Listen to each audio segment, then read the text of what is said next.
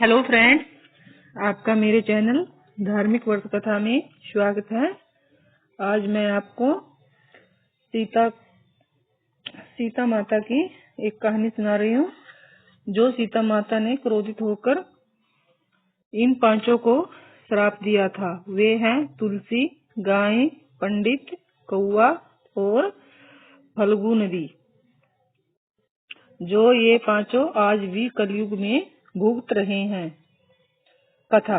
जब माता सीता श्री राम और लक्ष्मण वनवास काट रहे थे, श्री राम और लक्ष्मण के पिता राजा दशरथ की मृत्यु हो चुकी थी।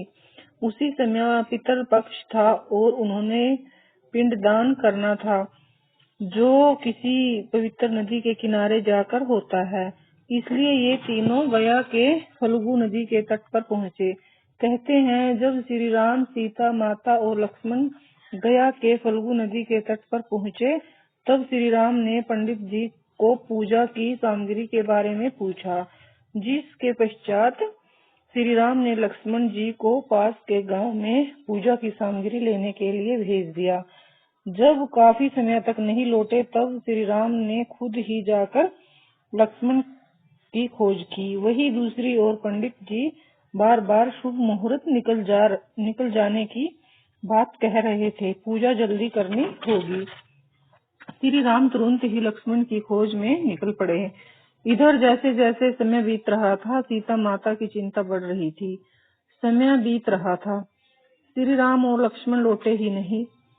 इस बार देवी सीता ने यह निर्णय लिया कि सीता के पास जो भी सामग्री है, सीता माता उसी से स्वयं पूजा करेंगी। तब सीता ने पंडित जी से कहा कि श्री राम और लक्ष्मण को लौटने में देर हो रही है, इसलिए वह पूजा आरंभ करे। शायद जब तक वो वापस आ जाएं, लेकिन वो नहीं आए तो वो अकेली ही विधि पूर्वक यह पूजा पूरी कर लेगी। पूजा करने के बाद देवी सीता ने अंत में पिंडदान किया। जैसे ही उन्होंने पूजा समाप्त होने के पश्चात आंखें बंद की और हाथ जोड़े, तो उन्होंने एक आवाज सुनाई दी कि उनकी पूजा संपन्न हुई और स्वीकार भी हो गई। यह सुनकर देवी सीता को बहुत प्रसन्नता हुई।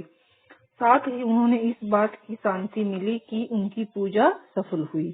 राजा दशरथ ने उसे स्वीकार भी कर लिया। हालांकि में वह इस बात को भी भली भांति जानती थी कि श्री राम और लक्ष्मण इस बात पर भरोसा नहीं करेंगे, क्योंकि ऐसी पूजा बिना पुत्रों के संभव नहीं होती, न ही कर सकते। तब सीता जी ने फल्गु नदी, पूजा में इस्तेमाल होने वाली गायें, वट वृक्ष, तुलसी के पौधे, कौवे और उस पंडित को साक्षी बनने को कहा। उन सभी ने उनकी आज्ञा का पालन किया। श्री राम को लाख समझाने के बाद भी जब सीता जी की बात नहीं मानी, तब सीता जी ने सभी साक्षियों से अनुरोध किया कि राम को सच्चाई बता दे, लेकिन राम का गुस्सा देखते हुए किसी ने भी सत्य कहने की हिम्मत नहीं हुई। केवल वट वृक्ष ने राम को सारी बात बताई। इस बात से देवी सीता बहुत क्रोधित हुई और वो क्रोधित होकर उन सभी को श्राप दे दिया। देवी सीता ने फल्गु नदी को श्राप दिया, नाम की नदी रहेगी, उसमें पानी नहीं रहेगा। आज भी इस नदी में पानी न होने के कारण सूखी पड़ी है। देवी सीता ने गाय को श्राप दिया कि उसके पूरे शरीर की पूजा नहीं की जाएगी। हिंदू धर्म में केवल उसके पिछले हिस्से को ही पूजनीय माना जाएगा। साथ ही उसे यहाँ वहाँ भटकने का भी श्राप दिया। सीता जी ने पंडित जी को भी कभी संतुष्ट न होने का श्राप दिया। इस कारण पंडित दान दक्षिणा के बाद भी खुश नहीं होते। तुलसी जी को सीता ने श्राप दिया कि वह गया की मिट्टी में कभी नहीं उगेगी।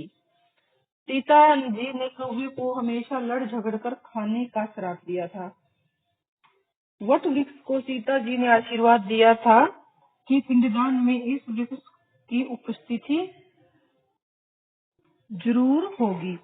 साथ ही देवी जी ने वट वृक्ष को लंबी आयु और दूसरों को छाया प्रदान करने का भी आशीर्वाद दिया।